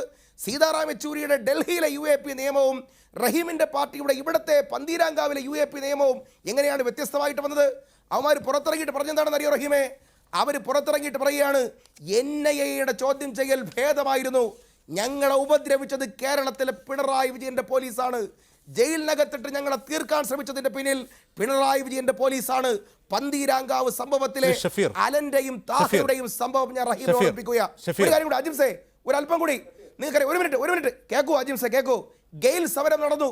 മീഡിയ വൺ സപ്പോർട്ട് ചെയ്ത ഒരു സമരമാണ് ഗെയിൽ സമരം. ആ ഗെയിൽ സമരത്തിൽ ഷഫീർ, നാട്ടിൽ നടക്കുന്ന ഏതെങ്കിലും സമരത്തെ മീഡിയ വൺ സപ്പോർട്ട് ചെയ്യുന്നത് ഞങ്ങൾ റിപ്പോർട്ട് ചെയ്യുകയാണ് ചെയ്യുന്നത്. സപ്പോർട്ടല്ല, റിപ്പോർട്ട്. അത് തിരുത്തണം. അല്ല, നിങ്ങൾ റിപ്പോർട്ട് ചെയ്തു. നിങ്ങൾ എങ്ങനെ സപ്പോർട്ട് ചെയ്തതാ പറഞ്ഞേ? ആ സമരത്തെ ഇഷ്യൂവിനെ കേരളത്തിൽ കൊണ്ടുവന്നപ്പോൾ നിങ്ങൾ ഉൾപ്പെടെയുള്ളവർ ടെലികാസ്റ്റ് ചെയ്തുകൊണ്ട്, അത് എല്ലാവരും ചെയ്യുന്നതാണല്ലോ, നിങ്ങളും ചെയ്തിട്ടുണ്ടാവും. നിങ്ങളതിനെ സപ്പോർട്ട് ചെയ്ത് വേറെ തരത്തിലാണെന്ന് ഞാൻ പറയുന്നില്ല. പക്ഷേ ഞാൻ പറയും, ഗെയിൽ സമരത്തിൽ, ആലപ്പാട് സമരത്തിൽ, കോഴിക്കോട് NH-മായി ബന്ധപ്പെട്ട് റോഡ് വികസനവുമായി ബന്ധപ്പെട്ട് സ്ഥലമെടുക്കുന്ന വിഷയത്തിൽ അവിടെ പ്രതികരിച്ചവരെ, റോഡിനുമായി ബന്ധപ്പെട്ട് സമരം നടത്തിയവരെ, ഗെയിൽ സമരം നടത്തിയവരെ തീവ്രവാദിയായിട്ട് മുദ്ര കുത്തിയത് പിണറായി വിജയനാണ്. നിങ്ങൾ ആലോചിക്കണം. നിങ്ങൾക്കറിയോ, വടക്കൻ പരവൂരിൽ 153 ക്ലോസ് എ അനുസരിച്ച് 13 മുജാഹിദ് പ്രവർത്തകർക്കെതിരായി കേസെടുത്തു. അവരെന്ത് ചെയ്ത കുറ്റം എന്താണെന്നറിയോ റഹീമേ? അവർ പറഞ്ഞു ISIS ഈസ് നോട്ട് ആൻ ഇസ്ലാം എന്ന് പറഞ്ഞവരെ RSSകാർ അടിച്ചു. RSSനെതിരെ കേസില്ല, എന്നാൽ മുജാഹിദുകൾക്കെതിരായി കേസെടുത്തു. കോടിയേരി ആഭ്യന്തരമന്ത്രി ആയിരിക്കുമ്പോഴാണ് ഹീറ സെന്റർ റെയ്ഡ് നടത്തിയത്, ഞങ്ങളുടെ കാലത്തല്ല. നിങ്ങൾക്കറിയോ, P ജയരാജൻ കൊടുത്തൊരു പരാതി, RSSന്റെ ക്യാമ്പിന് വേണ്ടിയിട്ട് 28 സ്കൂളുകൾ കേരളത്തിൽ തുറന്നു കൊടുത്തിരിക്കുന്നു. ആരാണ് കേരളത്തിൽ ആഭ്യന്തരമന്ത്രി? അങ്ങനെ പറഞ്ഞാൽ റഹീമിന് തിരിച്ചു പറയാനുണ്ടോ? ഒരൊറ്റ നിമിഷം ഷഫീർ, എനിക്കൊരു കാര്യത്തിൽ വ്യക്തത വേണം. ഒരു നിമിഷം റഹീം അതിന് പറയും, തിരിച്ചവർക്കും പറയാനുണ്ട്. ഒരു നിമിഷം ഷഫീർ, അതിലൊരു ക്ലാരിറ്റി വരുത്താനുണ്ട്. ഷഫീർ ഞാൻ കുറെ കൂടി വസ്തുതകളിലേക്ക് പോവാണ്. ഷഫീർ ഇങ്ങനെ ഓക്കെ ഷഫീർ, എനിക്ക് കുറച്ചുകൂടി വസ്തുതകളിലേക്ക് പോകേണ്ടതുണ്ട്, അതുകൊണ്ടാണ്. ഷഫീർ NIA ഇപ്പോൾ വന്നല്ലോ, NIA കേരളത്തിൽ വന്ന് 2 പേരെ തൂക്കിയെടുത്തിട്ട് പോകുന്നു. അവർ ബംഗാൾ സ്വദേശികളായതുകൊണ്ട് നമുക്ക് അത്ര പ്രശ്നമല്ല. ഇനി അത് കേരളത്തിലെ 2 മലയാളികളായ 2 ചെറുപ്പക്കാരാണെന്ന് കരുതുക, നമുക്കൊന്നും ചെയ്യാൻ കഴിയില്ല. അതിനൊരു കാരണം NIAക്ക് പരമാധികാരം ലഭിക്കുന്ന തരത്തിലുള്ള നിയമ ഭേദഗതി UAPAയിലും NIA നിയമത്തിലും ഉണ്ടായിക്കഴിഞ്ഞു. അതിനോട് കോൺഗ്രസിൻ്റെ നിലപാടെന്തായിരുന്നു? അതാണല്ലോ യഥാർത്ഥ പ്രശ്നം. കാരണം മലയാളികളായ 2 ചെറുപ്പക്കാരെ ഇപ്പോൾ ഒറ്റ കാര്യം കോടതിയിൽ NIA പറയുന്ന രേഖ അവർ ചെയ്ത തെറ്റിതാണ്, ഇവർ റാഡിക്കലൈസ് ചെയ്യപ്പെട്ടിട്ടുണ്ട് എന്ന് സംശയിക്കുന്നു. കറക്റ്റ് വാക്കുകളാണ് ഉപയോഗിക്കുന്നത്. ഇവരിൽ നിന്ന് ഡിജിറ്റൽ ഡിവൈസ് എന്തൊക്കെയാണ്, mobile phone, sim card, laptop പിടിച്ചെടുത്തിരിക്കുന്നു. ഇവർ ഇവിടെ വന്നത് പണമുണ്ടാക്കാൻ വേണ്ടിയാണ്, ടെറർ ഫണ്ടിങ്ങിന്. ഇവർ രാജ്യത്ത് പൊട്ടൻഷ്യൽ ടെറർ അറ്റാക്ക് നടത്താൻ തക്ക ഗൂഢാലോചന അവർ നടത്തിയിട്ടുണ്ട്. തെളിവൊന്നുമില്ല. ഇത്തരം കാര്യങ്ങളാണ് പറയുന്നത്. ഇതേ കാര്യം പറഞ്ഞ് എന്നെയോ ഷഫീറിനെയോ റഹീമിനെയോ ഇരിക്കുന്ന സുഹൈലിനെയോ ഒക്കെ പിടിച്ചുകൊണ്ടുപോയ NIAക്ക് അത്ര അധികാരമാണ്. ആ അധികാരം, പരമാധികാരം NIAക്ക് ലഭിക്കുന്ന നിയമ ഭേദഗതിയിൽ നിങ്ങളുടെ നിലപാടെന്തായിരുന്നു? അല്ല, ഒരു മിനിറ്റ്. ഞങ്ങളാണ് UAPA നിയമം ഈ രാജ്യത്ത് ആദ്യമായിട്ട് കൊണ്ടുവന്ന ഞങ്ങളാണ്. പക്ഷേ UAPA നിയമത്തിൽ ഒരു വ്യക്തിയെപ്പോലും, ഒരു വ്യക്തിയുടെ പ്രസ്ഥാനത്തെപ്പോലും, ഒരു വ്യക്തിയുടെ സ്വാതന്ത്ര്യത്തെപ്പോലും ഭീകരതയായി പ്രഖ്യാപിച്ചത് അമിത്ഷായാണ്. അമിത്ഷാ അത് പറയുമ്പോൾ പാർലമെന്റിനകത്ത് പ്രതിഷേധിച്ചവർ കോൺഗ്രസ് ആണ്. ആ പാർലമെന്റിനകത്ത് പ്രതിഷേധിക്കുമ്പോൾ CPM ലൈൻ എന്തായിരുന്നു? കേരളത്തിലെ MPമാരുടെ ലൈൻ എന്തായിരുന്നു? ഇവിടുന്ന് ഞങ്ങൾക്ക് ഒരു കാര്യം ഉറപ്പിച്ച് പറയാൻ പറ്റും, UAPയുടെ കരി നിയമത്തിനെതിരായി ഏറ്റവും അവസാനം ഉത്തർപ്രദേശിലെ യോഗി ആദിത്യനാഥ് ജയിലിലടച്ച കഫീൽ ഖാനെ പുറത്തിറക്കി രാജസ്ഥാനിൽ കൊണ്ടുവന്ന് താമസിപ്പിക്കാൻ ഉത്തരേന്ത്യൻ സമൂഹത്തിൽ നടക്കപ്പെടുന്ന അതിക്രൂരമായ വംശഹത്യക്കെതിരായി നിലപാട് പ്രഖ്യാപിക്കാൻ ഒറ്റ പാർട്ടിയുള്ളൂ, അത് ഇന്ത്യൻ നാഷണൽ കോൺഗ്രസ് പ്രിയങ്ക ഗാന്ധിയാ. നിങ്ങളത് മറന്നു പോകരുത്. കഫീൽ ഖാൻ ഇന്ന് ജീവിച്ചിരിക്കുന്നുണ്ടെങ്കിൽ അത് ഞാൻ ഉറപ്പിച്ചു പറയുന്നു, അത് പ്രിയങ്ക ഗാന്ധിയുടെ കോൺഗ്രസ്. ഞങ്ങളുടെ നിലപാട് ഇത്രയാണ്. ഭീകരവാദത്തെ സപ്പോർട്ട് ചെയ്യുന്നില്ല, പക്ഷേ ഭീകരവാദികളാണെന്ന് പറഞ്ഞുകൊണ്ട് വംശഹത്യയുടെ രാഷ്ട്രീയം എടുക്കുന്നവരെ അവരെയും ഞങ്ങൾ അഡ്രസ് ചെയ്യുന്നുണ്ട്. ഞങ്ങളുടെ നിലപാട് ഏകപക്ഷീയമല്ല, ഇതാണ് ഞങ്ങളുടെ കൃത്യമായിട്ടുള്ള നിലപാട്.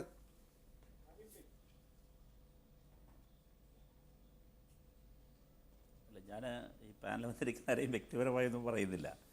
പക്ഷേ ഈ ചർച്ചയുടെ നിലവാരത്തിൽ നിന്നും ഈ ചർച്ചയുടെ ഉദ്ദേശശുദ്ധിയിൽ നിന്നും എത്രയോ അകന്നാണ് കോൺഗ്രസിൻ്റെ പ്രതിനിധി എന്തൊക്കെയോ വിളിച്ചു പറഞ്ഞത്. പലതും മറുപടി പോലും അർഹിക്കാത്ത കാര്യമാണ്. മറുപടി അർഹിക്കാത്തൊരു കാര്യത്തിലേക്ക് ഞാൻ പോകുന്നില്ല.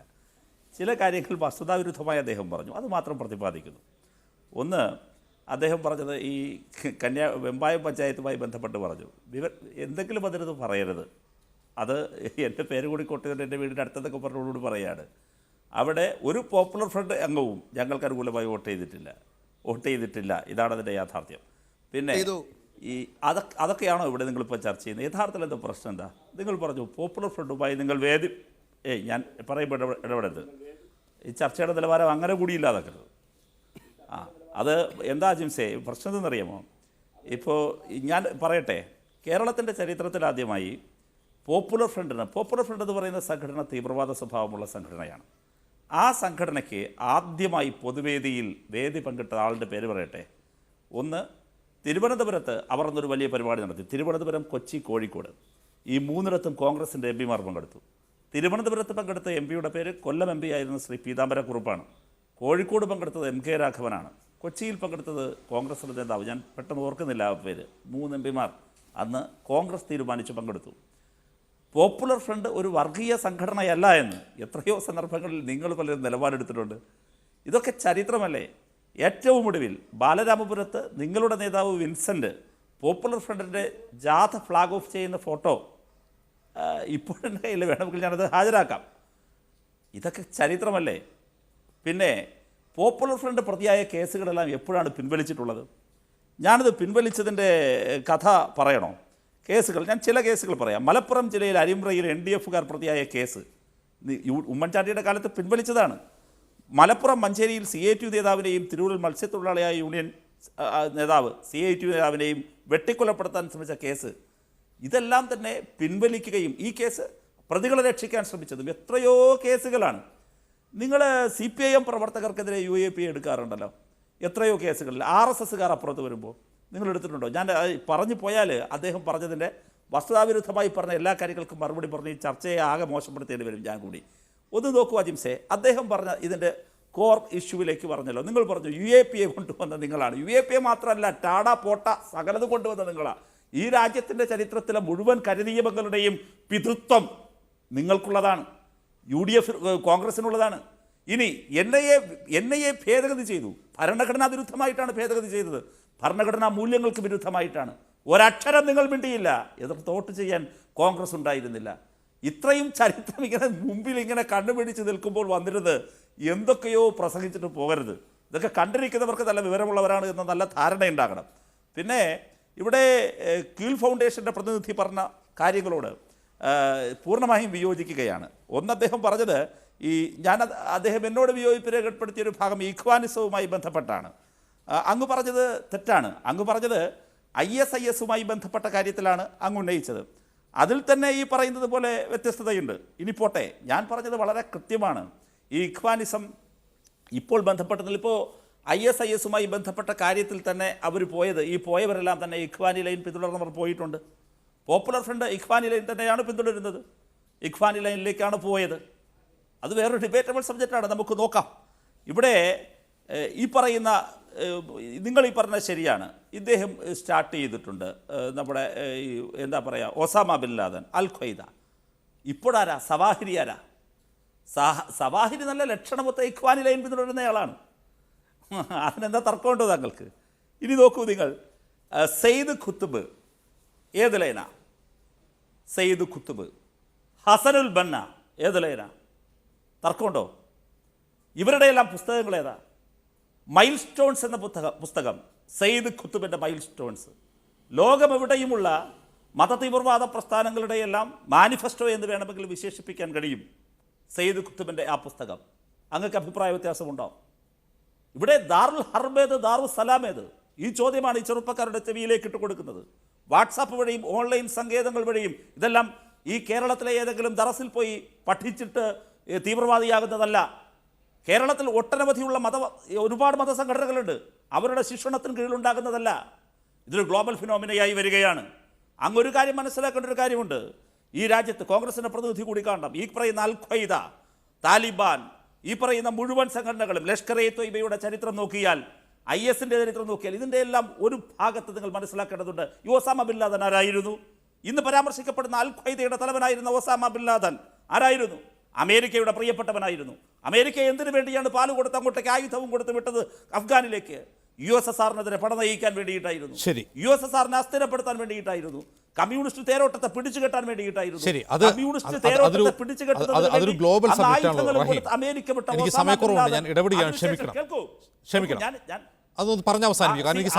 അവിടെയാണ്. അല്ല, ഞാൻ ഒരൊറ്റ മിനിറ്റിൽ ഒന്ന് പറഞ്ഞ് അവസാനിപ്പിച്ചോട്ടെ. ഒറ്റ മിനിറ്റിൽ. ഞാൻ പറഞ്ഞത് ഈ പറയുന്നൊരു ഗ്ലോബൽ ഫിനോമിന, അത് തന്നെയാണ് പ്രശ്നം. ഗ്ലോബലി ഈ പറയുന്നത് പോലെ ഒരു റാഡിക്കലൈസേഷൻ നടക്കുന്നുണ്ട്. അതിന് ഒട്ടനവധി കാര്യങ്ങളുണ്ട്. അമേരിക്കയുടെ സാമ്രാജ്യത്വം ഒരു വശത്തുണ്ട്, ലോകമാകെയുള്ള ഈ പറയുന്ന പുതിയ സാമ്പത്തിക നയങ്ങളുണ്ട്, സാമ്പത്തികമായ അസമത്വങ്ങളുണ്ട്. അങ്ങനെ ഒരു അക്കാഡമിക് സബ്ജക്റ്റാണിത്. ഞാൻ നേരിട്ട് പറഞ്ഞാൽ ഈ ഗ്ലോബൽ ഫിനോമിനയുടെ ഭാഗമായി ഇതിൻ്റെ പ്രധാനപ്പെട്ട മീഡിയമായി കിടക്കുന്നത് സോഷ്യൽ മീഡിയയാണ്. ഈ പുതിയ സാധ്യതകളെയാണ് ആ ഓൺലൈൻ സങ്കേതങ്ങളിലൂടെ നടക്കുന്ന, ഞാൻ നേരത്തെ പറഞ്ഞ ദാറുസ്സലാം, ഈ പറയുന്ന ഒരു ഐഡിയോളജി, ഈ പറയുന്ന ഒരു ഐഡിയോളജിക്കൽ ബേസിൽ നിന്നുകൊണ്ടാണ് ഈ ചെറുപ്പത്തെ ഹിജ്റ പോകണം, ഇവിടെയൊന്നും താമസിച്ചാൽ അത് ഇസ്ലാം ആകില്ല എന്ന് പറഞ്ഞ് ഈ കൂട്ടർ കൂട്ടിക്കൊണ്ടുപോകുന്നത്. അതിനെതിരെ ശക്തമായ ആശയ പ്രചരണമാണ് ഉയർന്നു വരേണ്ടത്. ഞാൻ ഒരു കാര്യം പറഞ്ഞ് അവസാനിപ്പിക്കാം. റാഡിക്കലൈസേഷനെതിരായ ശക്തമായ നിലപാട് ഉയർന്നു വരേണ്ടത് മുസ്ലിം സംഘടനകളുടെയും മുസ്ലിം സമൂഹത്തിനിടയിൽ നിന്നുമാണ്. ശക്തമായി ഉയർന്നു വരണം. ശരി, ശരി, രണ്ട്, ശരി. അതിനെ ചെറുക്കേണ്ടത് സെക്കുലറായിട്ടാണ്. ശരി, സെക്കുലറായിട്ടാണ് ചെറുക്കേണ്ടത്. ശരി റഹീം, എനിക്ക് സമയക്കുറവുണ്ട്, അതുകൊണ്ടാണ് ക്ഷമിക്കുന്നത്. ശ്രീ കെ വി സരിദാസ് എന്ന കൃത്യമായ നിലപാടാണ്. അവസരം തരണം. തീർച്ചയായിട്ടും ഞാൻ താങ്കളിലേക്കും വരാം. ശ്രീ കെ വി സരിദാസ്, ഈ അർത്ഥത്തിൽ ഒരർത്ഥത്തിൽ ഈ റാഡിക്കലൈസേഷനെതിരായുള്ള ചിന്ത സമുദായങ്ങളിൽ തന്നെയുണ്ട്. പക്ഷേ ഇവിടെ ചൂണ്ടിക്കാട്ടപ്പെടുന്ന ഒരു കാര്യം, ഏറ്റവും കൂടുതൽ രാഷ്ട്രീയ പിന്തുണ ഭീകരവാദത്തിന് കിട്ടുന്നത് BJP യിൽ നിന്നാണ് എന്ന ആരോപണമാണ്. പ്രഗ്യാ സിംഗ് ഠാക്കൂർ ഇപ്പോഴും ഭീകരവാദ കേസിലെ പ്രതിയാണ്. പാർലമെന്റിൽ അവർ ഇരിക്കുകയാണ് മറ്റംഗങ്ങളോടൊപ്പം. വളരെ ചുരുക്കി. ഞാൻ വരാം ജിംസ് ഉന്നയിച്ച വിഷയത്തിലേക്ക് വരാം. അതിനു മുമ്പ് 2-3 കാര്യങ്ങൾ മാത്രം സൂചിപ്പിക്കാം. ഞാൻ അധികം നീട്ടിക്കൊണ്ട് പോവില്ല. ഒന്ന്, 2015 എൻ്റെ ഓർമ്മ. ജിംസ് ഓർക്കുന്നുണ്ടാവും. അൽ-ഖ്വയ്ദയുടെ ഒരു ത്രെട്ട് വന്നു. അടുത്ത ടാർഗറ്റ് വിൽ ബി ഇന്ത്യ. ഏഷ്യയാണ് ടാർഗറ്റ്, അതിൽ ഇന്ത്യ ആയിരിക്കും ഞങ്ങൾ ലക്ഷ്യമിടുന്നതെന്ന് പറഞ്ഞ് 2015 അൽ-ഖ്വയ്ദയുടെ ഒരു ത്രെട്ട് വന്നു. അതിനോട് നരേന്ദ്രമോദി പ്രതികരിച്ചത് എങ്ങനെയാണ് ഓർക്കുന്നുണ്ടാവും. 2015 ഓഗസ്റ്റ് 15 റെഡ് ഫോർട്ടിൽ അദ്ദേഹത്തിൻ്റെ പ്രസംഗത്തിൽ മോഡി പറഞ്ഞു, ഇന്ത്യയിലെ മുസ്ലിങ്ങൾ അതിന് അനുമതി കൊടുക്കില്ല. അത്തരം ത്രെട്ടുകളെ ഇന്ത്യയിലെ മുസ്ലിംസ് തടയും, എനിക്ക് ഉറപ്പുണ്ട് എന്ന്. അതാണ് ഞങ്ങളുടെ നിലപാട്. പക്ഷേ നിലപാട് പ്രാവർത്തികമാകുന്നില്ല. Shri K V Saridas, Ajith ഡോവലിനോടൊപ്പം Vivekananda foundation, ഒരൊറ്റ നിമിഷം, ആ വിവേകാനന്ദ ഫൗണ്ടേഷനിൽ അജിത് ഡോവലിനോടൊപ്പം പ്രവർത്തിച്ച രാജീവ് ശർമ്മ എന്നൊരു മാധ്യമപ്രവർത്തകനെയാണ് ചൈനയ്ക്ക് രഹസ്യവിവരം കൈമാറി എന്ന് പറഞ്ഞ് പോലീസ് അറസ്റ്റ് ചെയ്തിട്ടുള്ളത്. അത് പ്രസംഗത്തിലൊക്കെ ആവും, പക്ഷേ പ്രവൃത്തിയിൽ വരുന്നില്ല. അല്ല അജിംസെ, ഒരാൾ ചെയ്തിട്ടുണ്ടെന്ന് കണ്ടാൽ അവനെ അറസ്റ്റ് ചെയ്തിട്ടുണ്ടല്ലോ, അവനെ സംരക്ഷിക്കുകയല്ലല്ലോ ചെയ്തത്. രാജ്യദ്രോഹ പ്രവർത്തനം നടത്തിയിട്ടുണ്ട്, കൂടെ നിന്നിട്ട് ആരായിക്കോട്ടെ, ആരുടെ കൂടെ ആയിക്കോട്ടെ. ഇതേ ആള് ഇടതുപക്ഷത്തിന് വേണ്ടിയിട്ട്, ഇടതുപക്ഷ നേതാക്കന്മാർക്ക് വേണ്ടിയിട്ട് ട്വീറ്റ് ചെയ്യാനും സമരം ചെയ്യാനും ഒക്കെ രംഗത്തുണ്ടായിരുന്നു. ഇതേ മാധ്യമപ്രവർത്തകൻ. അതും നിങ്ങൾ കാണാതെ പോകരുത്. ശരി, രണ്ടും നിങ്ങൾ കാണണം. ശരി.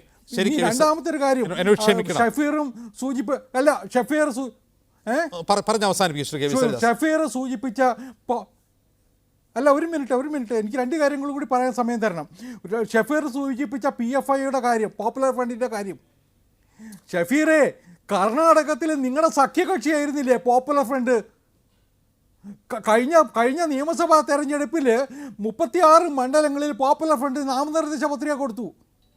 അവസാനം മത്സരിച്ചാൽ കോൺഗ്രസിനെ ബാധിക്കുമെന്ന് പറഞ്ഞ് കാല് പിടിച്ചപ്പോ ഈ പോപ്പുലർ ഫ്രണ്ടുകാർ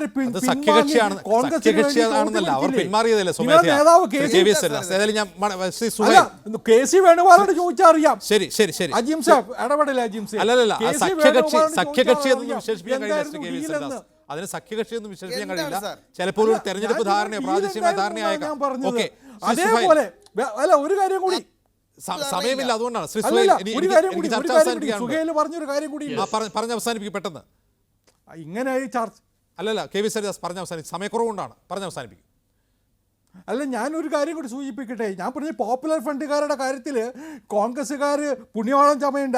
ഇവരുടെ നേതാവായിരുന്നു ഹമീദ് അൻസാരി. ആ ഹമീദ് അൻസാരി ഉപരാഷ്ട്രപതിയായിരിക്കും വന്നിട്ട് പോപ്പുലർ ഫ്രണ്ടിനെ പ്രകീർത്തിച്ച് സംസാരിച്ചത് കേരളത്തിലാണ്. ഇതൊക്കെ ചരിത്രത്തിന്റെ ഭാഗമാണ്. ഇവരാണ് കോൺഗ്രസിനെ, ഈ കോൺഗ്രസ്സുകാരാണ് ഏത് സമയത്തും പോപ്പുലർ ഫണ്ടിനെ. ശരി സുഹൈൽ, ഒരു വശത്ത് പക്ഷപാതപരമായ ഭരണകൂടങ്ങളുടെ സമീപനമുണ്ട്, മറുവശത്ത് ചെറുപ്പക്കാരുടെ റാഡിക്കലൈസേഷനുമുണ്ട്. ഈ ഘട്ടത്തിൽ അങ്ങനെ ഒന്നുമില്ല, ഇതെല്ലാം ഭരണകൂടത്തിന് നിർമ്മിതിയാണ് എന്ന ഗൂഢാലോചന സിദ്ധാന്തത്തെ പിൻപറ്റുന്നത് ഉചിതമാകുമോ?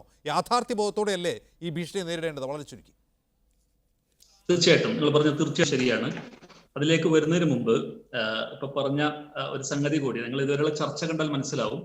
യഥാർത്ഥത്തിൽ ഒരു ഐസിസ് അൽ-ഖായിദ എന്നൊക്കെ പറയുന്നത് യഥാർത്ഥത്തിൽ ഒരു പൊളിറ്റിക്കൽ സ്റ്റണ്ട് ആണെന്നുള്ളത് നിങ്ങൾക്ക് ഇപ്പോൾ ഇതുവരെയുള്ള ചർച്ച കാണുമ്പോൾ മനസ്സിലാവും. നേരത്തെ ഇന്നലെ കോൺഗ്രസിലെ state president, west Bengal Congress state പ്രസിഡന്റും പ്രതിപക്ഷ പാർലമെന്റ് ചീഫ് വിപ്പും ആയിട്ടുള്ള അധിർ രഞ്ജൻ ചൗധരി അദ്ദേഹം ഇന്നലെ ഫേസ്ബുക്ക് ലൈവിൽ വന്നിട്ട് പറയുകയുണ്ടായി, യഥാർത്ഥത്തിൽ വെസ്റ്റ് ബംഗാൾ മുസ്ലിങ്ങളുടെ ഭീകരവാദ കേന്ദ്രമായിരിക്കുന്നു എന്ന് പറയുന്ന ഇതേ BJPയുടെ അതേ ലാംഗ്വേജ് ഉപയോഗിച്ചുകൊണ്ട് CM അലയൻസ്, മമതാ ബാനർജി ഒരു വീക്ക് ചീഫ് മിനിസ്റ്റർ ആണ്, തൃണമൂൽ കോൺഗ്രസ് ഒരു വീക്ക് പാർട്ടിയാണ്, അവർക്ക് ഭരണത്തെ പറ്റില്ല എന്നുള്ള അർത്ഥത്തിൽ അവർ പ്രചരിപ്പിക്കുന്നു. ഇവിടെ കേരളത്തിലും നിങ്ങൾക്കറിയാം, ഈ 3 അറസ്റ്റിനെ വെച്ചിട്ട് ഇവിടെയുള്ള കോൺഗ്രസും പറയുന്നത് ഇവിടെയുള്ള CPM ഒരു വീക്ക് റൂളിംഗ് ആണ് എന്ന് തെളിയിക്കാൻ വേണ്ടിയിട്ടാണ് ഇതൊക്കെ ഉപയോഗിക്കുന്നത്. ബേസിക്കലി പൊളിറ്റിക്കൽ ഗിനിപിഗ് ആയിട്ട് ആണ് ഈ ഒരു സമുദായത്തെയും അതുപോലെ തന്നെ ഇങ്ങനെയുള്ള പ്രചാരണങ്ങളെയും എല്ലാം ശരി സുഹൈൽ.